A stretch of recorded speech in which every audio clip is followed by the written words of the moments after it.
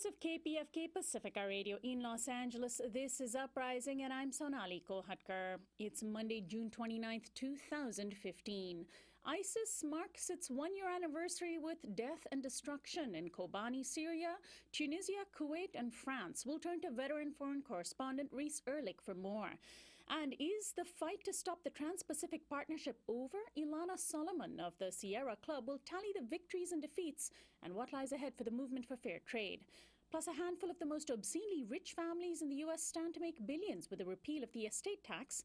We'll find out who they are and what can be done. That's coming up after the news. Joining us now to analyze today's headlines is Rahul Mahajan. He's a sociologist and author of Full Spectrum Dominance, U.S. Power in Iraq and Beyond. Hi, Rahul. Hi, Sonali. Greek banks have closed down and limited cash withdrawals in the latest chapter in Greece's bailout discussions a day ahead of the deadline for a deal. Greek Prime Minister Alexis Tsipras of the anti-austerity Syriza party lambasted the bank's closures as impeding the democratic expression of the Greek people.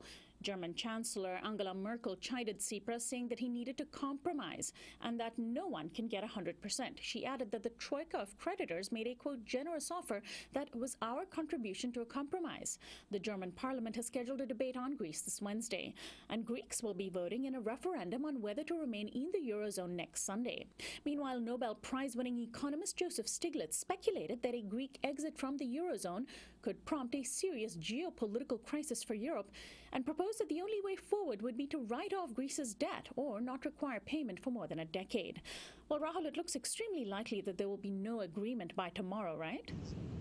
Yeah, it looks that way. I mean, you don't put a national referendum with a completely vaguely defined question at the last minute as anything except a sort of extraordinary emergency measure. So, I think the last straw for Tsipras was the fact that the Greek proposal, which involved, among other things, trying to shift the tax burden to make it more progressive, put more on businesses and less on consumers, was roundly rejected by the European creditors in favor of making the situation even more regressive than it is in a country that is already under the crisis of having had a 25% GDP reduction in the last 5 years. So the only way to interpret this referendum is as a preliminary justification for an exit from the Eurozone. If it was simply a matter of rejecting this particular deal, it's hard to understand why the government would have had to take it to the Greek people. And here in the United States, a battle over the Confederate flag continued over the weekend, most notably when a young African-American activist named Bree Newsom scaled the flagpole of the South Carolina State House in Columbia and took down the offensive symbol. Newsom inspired massive support online and more than $100,000 in donations toward her legal fees when she and her fellow activists were arrested. She's a filmmaker and musician and the daughter of Clarence G. Newsom, who was a dean at Howard University. Meanwhile, NASCAR chairman Brian France just announced that all Confederate flag symbols will now be banned from the race car sporting event that's quite popular in the southern states. And last night, a Boston Civil War memorial paying tribute to the first all-black regiments fighting for the Union was desecrated when someone hung a Confederate flag over it. Well, Rahul, has the battle over the flag turned into a sort of proxy war over the U.S.'s struggle with racism? Well, I'm not sure. I think the battle over the flag has been a proxy war for racism, or a proxy for racism, at least since about 2000 in a very active way. That's the first time it became a major issue in a presidential campaign. I think what's happened right now is that while no serious concessions are going to be made on the broad issue of racism and the kinds of way it's institutionalized in, for example, the criminal justice system, at least not right away. The flag is a reasonable sacrificial lamb, and it's being thrown to the winds by people who I think even 2 years ago could not have imagined admitting that the flag is an expression of white supremacy and not simply a celebration of Southern history. And finally, Texas State Attorney General Ken Paxton has decided to defy Friday's historic Supreme Court ruling legalizing marriage in all 50 states. Mr. Paxton called it a, quote, lawless ruling and said that while Texas clerks could be fined for refusing to issue marriage licenses, his office would defend them in court pro bono. Some gay couples in Texas were able to get married over the weekend, but others in Mississippi and Louisiana were barred from doing so. Louisiana Governor Bobby Jindal, who just announced his candidacy for the Republican presidential nomination, said that while the ruling was clear, there was no mandate to begin issuing licenses immediately. Like others among the Christian right, he insisted that the ruling was an affront to religious freedom. Pride parades around the world on Sunday celebrated the U.S. decision. Well, Rahul, as far as you know, this is a done deal, right? In the U.S., doesn't the Christian right need to just declare this war over? Well, the South has a long history of declaring the right of nullification of laws in one way or another. And Texas in particular has a history of, for example, the legislature refusing, just ignoring requirements by the court, for example, to come up with a plan for equitable funding of school districts. It did this for decades. In this case, however, although they're tapping into that kind of rich tradition of refusal, this is really dog in the manger stuff for two reasons. One is that you can't get everyone to go along with an illegal violation of the Supreme Court's order. So as long as people start getting married in Texas, it's going to be very hard to sustain some sort of revolt by a handful of people. And secondly, with regard to, say, Obamacare, which we thought was a done deal, they took the legislative decision to the courts. This time it's a court decision and they have nowhere to take it. Rahul, thank you as always for joining us and helping us untangle some of these headlines. Thanks so much. My guest, Rahul Mahajan, is sociologist and author of Full Spectrum Dominance, U.S. Power in Iraq and Beyond. This is Uprising. We'll be right back.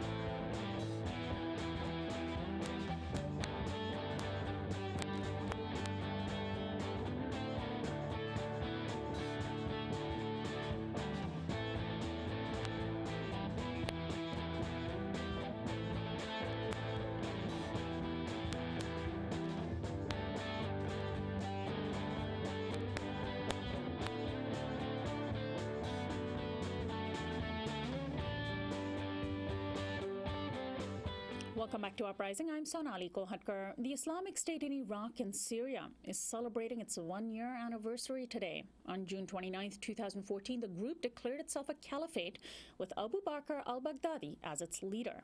In the lead-up to this grim moment, ISIS carried out a horrific massacre in the Syrian border town of Kobani last Thursday. The Kurdish town saw 145 of its residents killed in what is likely to be the second worst massacre ever carried out by ISIS. There were many children, women, and elderly among the killings, which were the results of at least 2 suicide bomb attacks. Meanwhile, 3 other incidents around the world are being attributed to ISIS.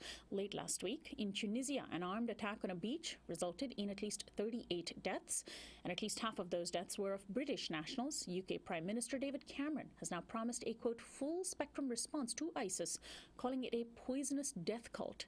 In France, a U.S.-run chemical plant was attacked with 1 person being beheaded and an unsuccessful attempt to blow up the entire plant. And in Kuwait, a mosque was attacked with dozens killed. The U.S. and its allies launched 21 airstrikes aimed at ISIS over the weekend in Syria and Iraq.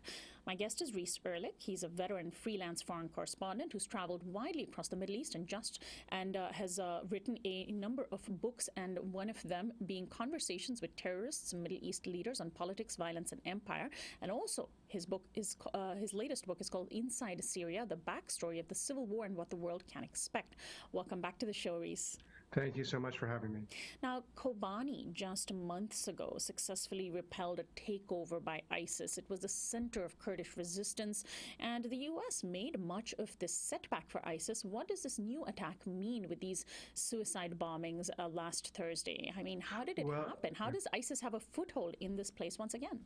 Well, it doesn't really have any ability to reoccupy Kobani, but they were able to send in suicide bombers and truck bombers disguised as Peshmerga, disguised as Free Syrian Army, and caused a great deal of damage. And it was certainly a setback. But I think looking at it in a wider context, the Kurdish and Free Syrian Army forces were able to take a town right along the Kurdish Syrian and Turkish border, and that was enabled the potential of cutting off supply lines to the ISIS forces not far away in Raqqa. So this, and seen in a wider context, they're striking back in an effort to keep their supply lines open all the way into central Syria. Let's talk about the fact that this particular incident and series of incidents on Thursday may have been enabled by Turkey. This is how the New York Times described what happened. Islamic State fighters disguised in the uniforms of Kurdish militiamen had sneaked into the town at dawn when few people were awake. Then a large truck bomb exploded at the town's border crossing with Turkey, setting off clashes between the Islamic State militants and local Kurdish forces. They entered the neighborhoods and started killing civilians on their way, said Baran Mesko, a Kurdish activist in Kobani. And he said about 100 Islamic State fighters disguised as locals had taken up positions in Kobani. Now, in the past year, Turkey has had a complicated relationship with ISIS, and many have accused it of essentially enabling ISIS fighters to get in through its border. Do you think that's possibly what happened? Well, there's no question that historically Turkey has allowed extremist forces to use its to transit through Turkey into Syria, and they figured that they were backing whoever could seem to make some progress against the Assad government, and therefore had no problem backing financially and militarily these extremist groups. The current thinking is that the Turks consider the Kurdish fighters of the PYD, who are affiliated with the Turkish PKK, to be more dangerous than the ISIS. And so the people who follow that view suspect that the Turks have allowed ISIS to use Turkish territory to come in, to cross the border, to bring in arms and so on, because above all else, the Turks do not want to see a PKK enclave along the Syrian-Turkish border. The PKK, of course, being the Kurdistan Workers' Party, a group in Turkey that has been fighting for autonomy and is labeled as a terrorist group, although in fact they are not. And of course, this has been the PKK's, fighters have been amongst the most effective resistance to ISIS on the ground in undermining that. Effectively, Turkey undermines the U.S. war on ISIS as well, doesn't it? Exactly, and it highlights the futility of the U.S. bombing effort in Syria and Iraq, because basically it has very few, if any, allies on the ground, with the exception of the Kurds. And the dispute goes back to August of last year, when the U.S. decided that the Islamic State was the main enemy in Syria. The Turks, the Saudis, and all the rebel groups basically believe that Assad is the main enemy. And that difference has led to huge practical differences on the ground. And of course, lest we focus on the U.S. war as being anything other than a disaster, let's talk about the fact that the U.S. has, over the past year, essentially gone back into Iraq in terms of now fighting an air war, which has expanded into Syria. Over the weekend, I mentioned 21 targets were hit, or 21 airstrikes, rather, hit a number of targets. Not only is the U.S. bombing just seeming to be futile in this past year, isn't it also fueling ISIS? Doesn't it make things worse? Don't the past decades of U.S. wars in the region prove that this is just not an option or an approach that ever works? Well, you notice that. I mean, it seems glaringly obvious to everybody. Yeah, everyone except in Washington. I just came back this weekend from speaking in Washington, D.C., and there's this amazing bubble in the Capitol of the debate is between traditional interventionists and humanitarian interventionists. But the idea that the U.S. shouldn't intervene at all is completely strange back there.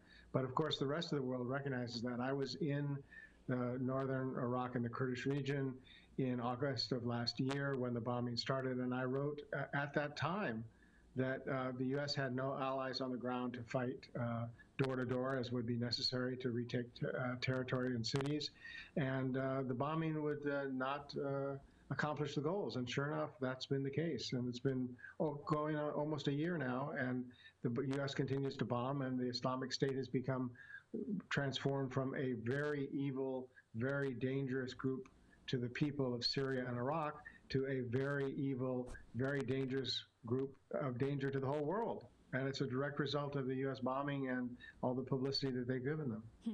Now, let's talk about the couple of other attacks that took place last week. And this is certainly consistent with what ISIS already announced. That they announced essentially a month of disaster for non-Muslims during the holy month of Ramadan that, Muslims around the world celebrate and commemorate with a traditional month of fasting.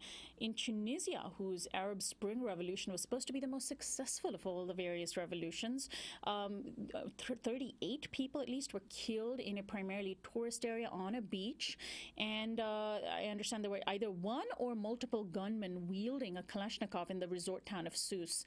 How could this have happened, and why do you think ISIS attacked Turkey? And of course, ISIS has killed Tunisians in gruesome ways before, but this time it went after tourists. Yeah, I think, first of all, it's important to note that this is not an example of a coordinated command and control situation where people sitting in Raqqa, Syria, can issue orders around the world to carry out these attacks. These are a general call is made, and then individuals or small groups in various places take it upon themselves to carry out these horrific attacks. It's similar to what's happened in the United States at various times with individuals carrying out what they consider to be attacks, but it's not under the command and control of ISIS. You're quite correct, and I've been in Tunisia. It is, of all the Arab Spring uprisings, it has the most stable. The left is a significant force in the politics of the country through the trade unions, through the student movement, and through the parliament. But there's always been a huge danger from the extremists of political Islam, and this most recent attack is an example of that. It wasn't but a few months ago there was an attack on a museum there, and as evil as this is, there is a plan behind it, which is they want to tourism is a major force for the economy in Tunisia. If they can discourage tourists from coming, it will hurt the economy, it will cause instability, and they hope allowing them to come to power. But as an actual political force, these extremist groups have very little support in Tunisia. And then there's the Kuwait attack, 27 people killed when a Shiite mosque was bombed in Kuwait. And this, of course, even though it is a Gulf country, is a very prominent ally of the United States and has been. And it's a country that ISIS, as far as I know, has not been able to carry out this kind of an attack in before. How unprecedented is the ISIS attack on Kuwait? Well, keep in mind that these are all soft targets. So that is, they weren't bombing police stations or military operations or the U.S. bases or some, military targets. You go after a mosque where people are not armed, where there's no guards and so on. And of course, for people who claim to be upholding political Islam, who are they murdering? Fellow Muslims. I mean, it's absolutely outrageous. Of course, too, the Sunni ISIS, the ISIS group that claims that they are Sunni supremacists, Shiites, they don't even consider Shiites Muslims, I guess. Yeah, exactly. So anybody who doesn't agree with them in terms of religion or politics is an enemy and therefore subject to bombing. But what the impact of this is to alienate people, Muslims in general around the world, as a result of these tactics. Now, let's talk about the fact that there was an incident in France where a U.S.-run chemical plant was attacked. It's not clear if ISIS was behind this. Of course, I'm sure it's happy to take credit for anything it possibly can. There was an employee of a delivery truck caught trying to blow up the plant, and a horrifically gruesome crime. The head and the body of his boss found in the truck he was driving, along with flags that looked like ISIS flags. What do you make of this? And of course, ISIS has made it very clear that it wants to bring these attacks to Western shores, and France has already, had the Charlie Hebdo attacks earlier this year, which ISIS also claimed credit for. Yeah, I think we have to wait to see exactly more details on that attack. In the U.S., if a disgruntled worker attacks a post office or something like that, then it's a deranged individual, whereas in these situations, it's automatically assumed it must be a crazy Muslim or something. So we simply don't know. Part of some organized political strategy. If you're Muslim, then you must be part of some terrorist international organization. We simply don't know at this point, and hopefully we'll find out. But it is true that there are young, alienated immigrants from North Africa, from countries like Algeria and Morocco and Tunisia and others in France, who are alienated, who are stuck in poverty, and some of them turned to these extremist groups as an alternative.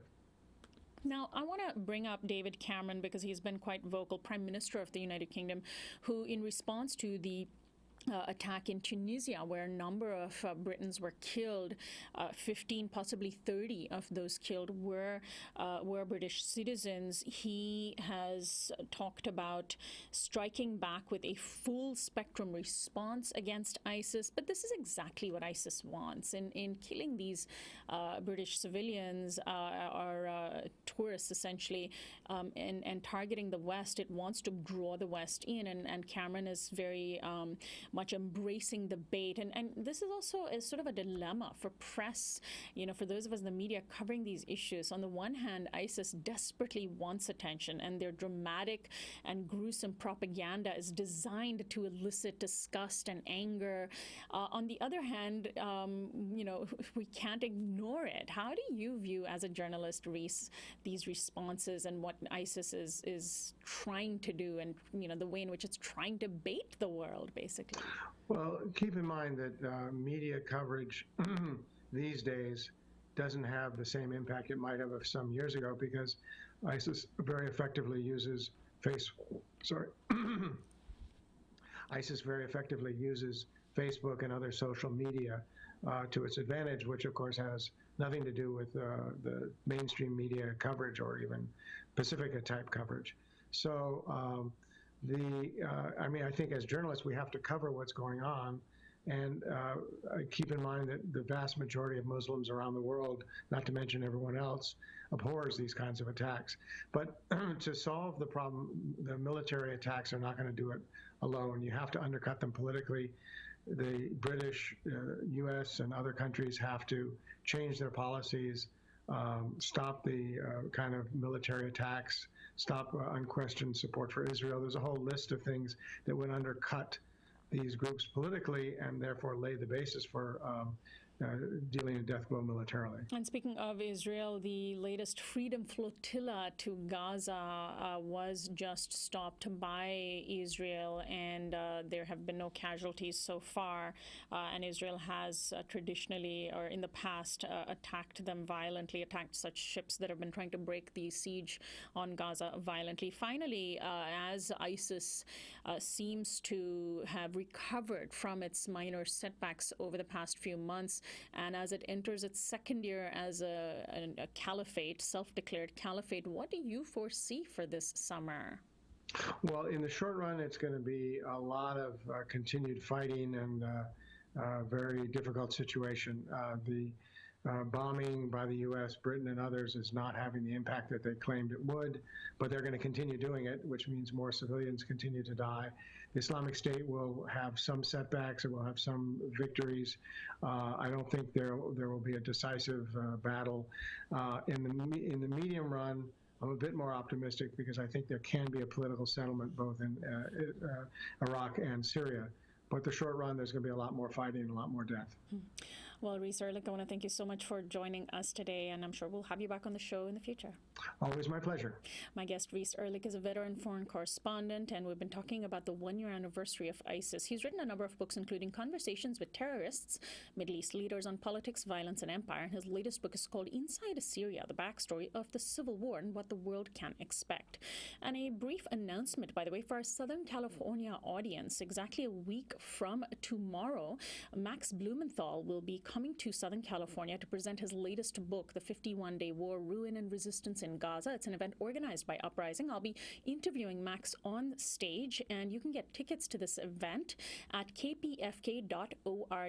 The funds that we raise from this event will help keep the TV production of Uprising financially solvent. And so we really hope that you come. It's going to be a wonderful event. Poet Sholay Wolpe will also be performing. Again, that is next Tuesday, July 7th at the First Congregational Church in downtown Los Angeles. You can get tickets at kpfk.org. Max is also going to be speaking this week for our KPFA audience, July 1st, at also the First Congregational Church, and you can find out more about that event if you are in the Bay Area at kpfa.org. This is Uprising. We'll be right back.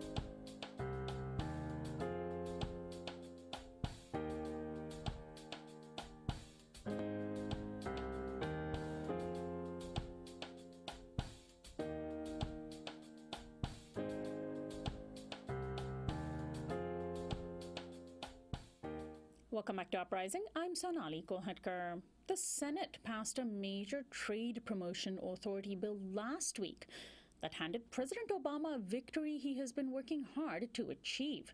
Now, the president will have the authority to send an already negotiated trade deal to Congress for a simple yes or no vote with no power to make amendments. In his attempt to pass fast-track authority for the TransPacific Partnership, or TPP, the president made many claims, including how the massive trade deal would be good for workers, wages, and the environment, and more. But organized labor, with its hindsight knowledge of the disaster of NAFTA, lobbied hard against fast-track for the TPP. They were joined by environmentalists, students, and many activists of different stripes. The multifaceted coalition that mobilized against Fast Track made real inroads into public education of the secretive and destructive trade deal. But in the end, it failed. Or did it? Joining me to help answer that question is Ilana Solomon. She's the director of the Responsible Trade Program of the Sierra Club. Welcome to Uprising, Ilana. Thank you so much for having me. Thanks for joining us. Well, how disappointed were you when the Senate passed the bill? Well, certainly we were disappointed that a number of senators and Democrats in our House of Representatives voted against communities, workers, and the environment, and for a really toxic fast-track bill. But at the same time, we think that our movement in this campaign has made incredible gains and really made a very public issue of just how bad Fast Track and the TPP are for workers, the environment, and the public. And we are just emboldened by the fight and are pivoting now to defeating the TPP directly, and think we have a really good shot still. Well, why would the majority of the Senate and the House, at least in this current configuration with the GOP in charge, vote down the bill that they gave the president the authority to negotiate and to present? Because this party, which is the majority party in power, has basically entered into a very strong partnership with the president on this one issue. It's the one issue they really agree on. That's true, but we've already seen, for example, the 28 Democrats in the House who voted for fast track have already been saying they took a leap of faith, essentially, by voting for fast track, and now the promises of the strongest ever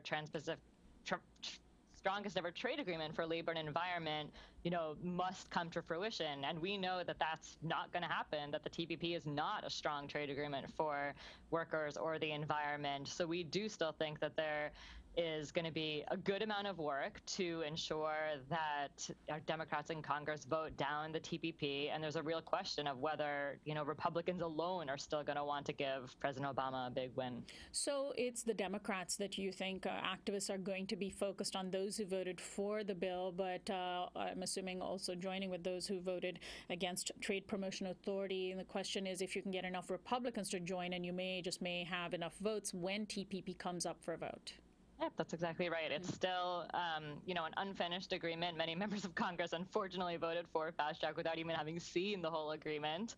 Now we're going to focus on the facts of the agreement. We'll see the text soon. We are absolutely confident that the text will prove that we've been right all along about the environmental disaster that the Trans-Pacific Partnership is, and now we have increased time to just continue building the incredible movement of activists that now are making the connections between how trade agreements like the TPP impact clean air, clean water, the right to say no to fracking, GMO labeling. Any issue that members of the public care about is going to be connected by the TPP, and we think that the movement is just going to keep getting bigger and stronger. And of course, there was enough information about the TPP to cause immense distrust and negativity just from the small bits that have been leaked to the public. WikiLeaks has released many, small sections here and there, and enough people who've seen the bill, have seen the draft agreement in its draft form, have been horrified. So certainly one hopes that when it does come up for a vote, that members of Congress will see it as problematic enough. And a big part of the issue is that it is secretive. So if and when the TPP comes up for an up or down vote, which is what fast track now authorizes the president to offer Congress, how will anybody be able to report on it? How will there be any kind of public education about it if members of Congress aren't even allowed to share its details with the public? Are we just supposed to trust that they will do the right thing when they see the secret details?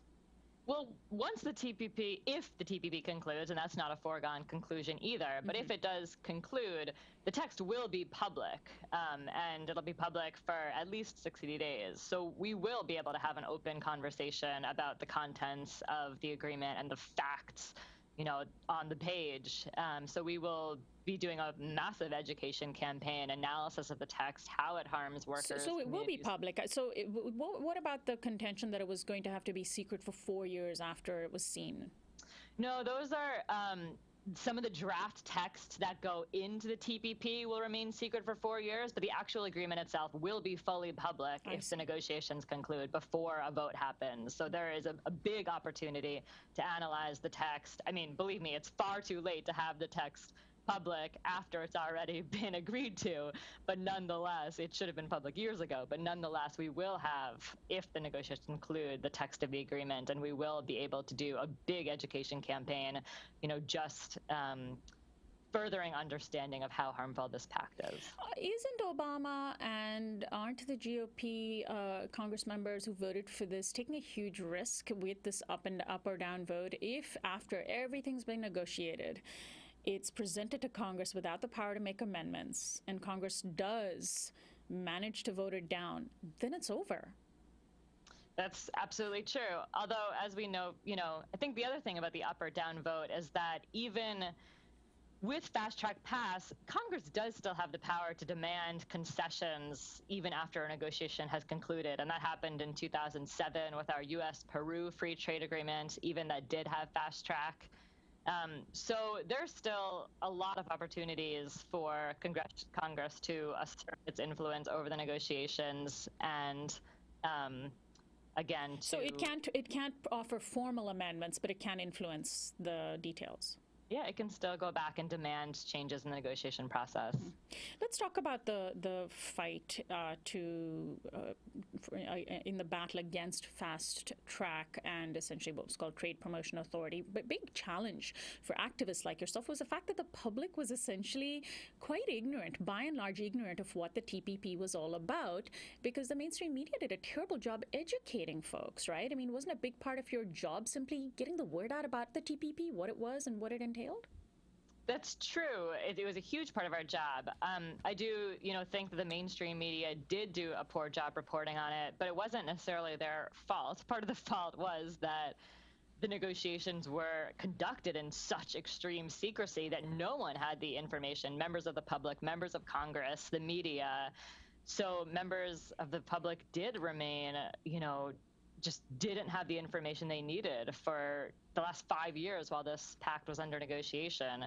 But we've made huge strides. I mean, even, 3.5 years ago when I started working on this issue of the Sierra Club, we would go into forums and say, who's heard about the Trans-Pacific Partnership? Raise your hand, and almost no one will have heard of it. And now we've literally seen millions of people taking action, signing petitions, making phone calls, going to rallies. Sierra Club members alone had hundreds of thousands of our members engage in this fight. So just over the last few years, we've had just a huge uptick in awareness and mobilization on this issue. So with a little bit more time, we think we can do even more. Well, you're a lot kinder to the mainstream media than I am, because, of course, if you and your fellow activists can educate the public, the New York Times could have certainly done a better job. But let's talk about the fact that even the fight to raise awareness and the intense lobbying that ordinary activists did in D.C., did that have an impact, you think, on the actual content of the draft agreement? As far as you know, were you able to influence the direction of negotiations? I think that it's a little too early to say whether the content of the negotiations have been influenced. We'll see when we see the text. But I think the even more important point is that without a doubt we have influenced the debate, both in communities across the United States and in the halls of Congress. And this is seen in a number of ways, including from Democratic leader Pelosi, who voted against fast track and made a big reason that she voted against it, talking about, the implications to workers, the implications to our climate, and went so far as to say that this is the last debate of its kind on fast track because we need a new paradigm. And I think that just shows just how far the movement calling for a new model of trade has reached. Right, that is certainly a very important statement made by Pelosi, and that speaks to the fact that not only did you educate the public, you educated members of Congress. And we had Margaret Flowers on our guest several times, and she, along with other activists, were literally camped out in front of the Capitol, intercepting as many members of Congress as they could, trying to educate them and trying to hold them accountable on their votes on this. Now, what about the fact that the fight against TPP and even the sort of negotiations processes, it's such as the Trade Promotion Authority fight that we just had, is playing out in other countries. I mean, this is a multilateral trade agreement. There's a number of countries involved. They all have to agree on it before it becomes the law of the land. Australia is seeing a major fight around it right now, and the Australian press is reporting on how terribly secretive this particular document of the draft is. Is there hope in international activism? Well, there is international activism, and we're already coordinating. Groups in the United States are coordinating with groups in all of the TPP countries. There's huge movements in New Zealand, Australia, as you mentioned, Japan, millions of farmers talking about how the TPP would harm their right to livelihood and in agriculture. So these movements already are happening, and it's one of the reasons that the TPP has been delayed so many years. They've already missed several deadlines to conclude the talks. So I think this is just ongoing and will increase. And it does, again, raise one of the questions about whether the negotiations will be able to conclude, and if they conclude, whether, again, the agreement will be able to pass. Ilana, this conversation globally around trade and breaking down trade barriers and making corporate profits subservient to, making domestic regulations subservient to corporate profits is coming at a time when there seems to be a global awakening on the issue of climate change. And of course, Sierra Club is very active on this issue. I mean, it just seems bizarre that we are fighting over and trying to keep our government from signing an agreement that could undermine our ability to control and possibly stop climate change at the most crucial possible time in the planet's, or I should say, the history of the species. Yeah, no, that's exactly right. It's one of the biggest reasons that the Sierra Club has been engaging in the fight against harmful trade agreements for the past 2 decades, and why our fight has never been stronger than it is today. As you say, this is the moment where we need the most decisive action on climate change, and these trade agreements would literally handcuff the ability of the United States and other governments to make the changes we needed. It gives broad rights to oil, gas, and coal companies at the moment where we need to be reining in pollution.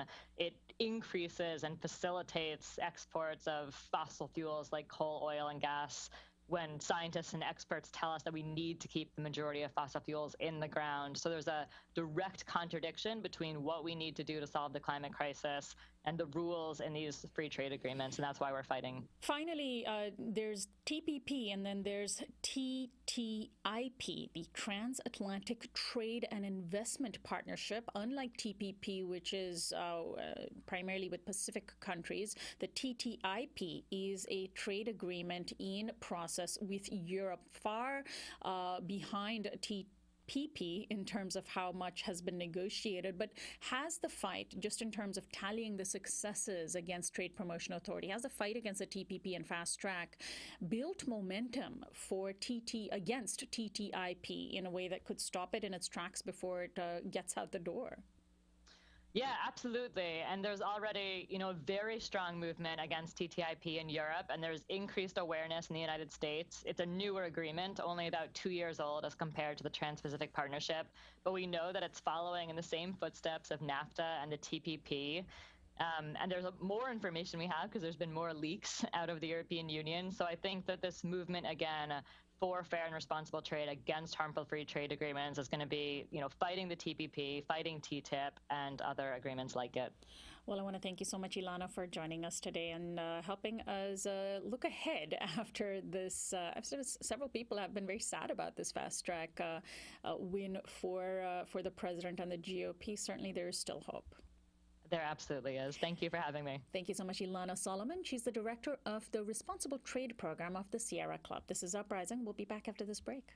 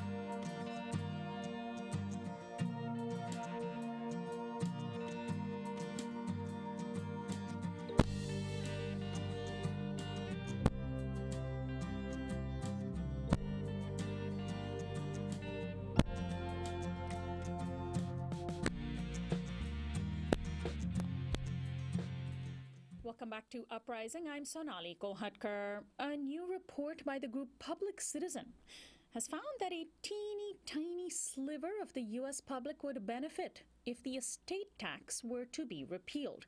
Inequality in the U.S. has reached such absurd levels that 9 whole families would save more than $25 billion in estate taxes at the very minimum. The report, entitled Billionaire's Bluff, finds that families have spent millions of dollars lobbying Congress each year to repeal the estate tax. The GOP-controlled House has already passed a bill repealing the tax using the justification of helping small businesses and farmers. Now, independent senator and Democratic presidential candidate Bernie Sanders, together with Representative Jan Schakowsky, introduced a new bill to close tax loopholes to enable the uber-rich to avoid paying their fair share. My guest is Susan Harley, Deputy Director of Public Citizens Congress Watch Division. Welcome to Uprising, Susan. Thanks so much for joining us. We are going to have to call you right back. It sounds like we're having trouble hearing you. The estate tax that that is being repealed by the House and will certainly be facing the Senate is something, of course, that the GOP calls the death tax. Are you with us, Susan? Okay, we're going to have to call you on the phone to bring you back on. You can stay on a video with us while we just bring you on the phone. You can just hold the phone up to your ear as we conduct the interview. And of course, the Republicans making the justification that they're helping small businesses and family farms by repealing the estate tax don't tell you that at stake is the money, and lots of it, of just a handful of American families, 9 gazillionaires, if you will, who have so much money that they are able to just drop a few million to lobby Congress in order to save a few billion. Are you with us, Susan? I am. Thanks for joining us. Well, first, can you explain the existing estate tax law? This is essentially a tax on inheritances that the right wing like to call a death tax, right? That's correct. It was created in 1916 as a way to combat inequality as far as letting people have a fair shot at getting ahead. And as it stands right now, the maximum rate is 40%. There is an exclusion. You must have more than 5.43 million per person or 10.86 million for couples in order to even have the tax apply. Wow. So we're talking right out the bat, millionaires who would be affected by this inheritance tax. I understand that only 0.2% of families are actually subjected to it. That's correct. That's less than 2%, 0.2%. So just a tiny slice of the American public. And even though that's such a small percentage of our population, it would bring in over $246 billion in revenue over the next 10 years. So a small number of people impacted, but a really large impact on our national economy. Which is a statement about how terribly unequal we are and how big the wealth gap is, right? Even just the tiny taxes on a small group of incredibly rich people translates into a huge windfall for the Treasury. Hasn't this been a favorite issue of the Republicans for years? Is this something that they're taking on now because they control both houses? And if the Senate passes it, won't Obama just veto it, we hope? Yes, they have issued a statement of administrative policy saying that the president's advisors would suggest that he veto the legislation. So that's good, but nonetheless, they have been pushing to have repeals of the tax. They were successful in repealing it in 2010. So we want to make sure that the American public is aware of who's really behind the push to repeal the taxes, since so few family farms or small businesses, if any, would really be impacted by any changes in the estate tax. So we really want to make sure it's strengthened instead of weakened or repealed. So let's talk about that. I mean, these families, these handful of families, are essentially the new aristocracy of the U.S., and we should know their names. They're far too invisible. How obscenely rich are they? Who are they? Oh, they're well-known companies. So the Mars family ranks at the top. The way that our lobby disclosure happens, if a family has lobbied on issues in addition to the estate tax, all of those numbers are lumped together as one sum. But Mars exclusively lobbies on estate tax, so we're better able to see how much that company spends, and that's $3.47 million in lobbying exclusively for the repeal of the estate tax since 2012. Also in that category of lobbying exclusively on repeal of the estate tax is the Wegman family that owns grocery store chains up and down the East Coast primarily. Other enterprises and the families behind those companies are the Cox family, that's media, Taylor family, that's Enterprise Rental Cars, the DeVos and Van Andel families, that's the Amway brand. Bass, which is oil production, Schwab, a well-known name in the financial industry, and then Hall, the Hallmark card family. These are all companies combined. They lobbied over $6.9 million, and then you add the $3.5 million of the two families that lobbied exclusively on estate tax. That's over $10 million in lobbying around the estate tax and other issues. I mean, how do the Republicans justify that they're helping small businesses and family farms by repealing the estate tax? Are they counting differently? Do they have access to a different set of numbers than Public Citizen does? Well, we have seen a journalist who got a Pulitzer actually on his work to expose this myth. He's still not able to find an instance of a family farm lost to the estate tax. Yet over and over there are quotes saying that that's the reason that they're strongly in favor of repealing the tax. But yet very few farms actually would go over that exclusion amount that would be valued above $5.4 million or $10.8 million for couples. And so what we're seeing instead is only around 660 estates had taxable assets that included farms, and the average of those 660 were only $2.8 million was the worth of the estate, and so those the average would not even meet the exclusion to be subject to the tax. So I don't frankly know where they're getting their information. I think it's either in the best thin air. world, Let's just say it, thin air. But it may be a misrepresentation, definitely. Now, Susan, this is not earned income. This is inheritance. That huge amounts of inheritance. This isn't a family passing their family home down to their children. These are, this is disposable income that extremely aristocratic families have, racked up and would like to pass on to their progeny and exclude from the government's ability to tax. It's really quite obscene. I mean, these should be taxed at 90% or more, but even the 40% tax above the limit is what is being fought against. Let's talk about what Bernie Sanders is proposing, the Responsible Estate Tax Act. What does specifically this tax act do, and does it have any chance of passing? Well, it probably doesn't at this point in time, but I think that, if Americans come together and call for changes, anything is possible. We've seen that time and time again. But the bill S-1677 in the Senate and H-2907 introduced by Representative Schakowsky from Illinois in the House, it does a number of things to close loopholes, and then it also reduces that exclusion. So it moves that down to $3.5 million for individual or $7 million for couples. That's down to the 2009 level. So, further work could be done there, but as far as reducing that so more taxes, more estates would be subject to the tax, that's very important. And then the second thing it does, it makes the tax more progressive.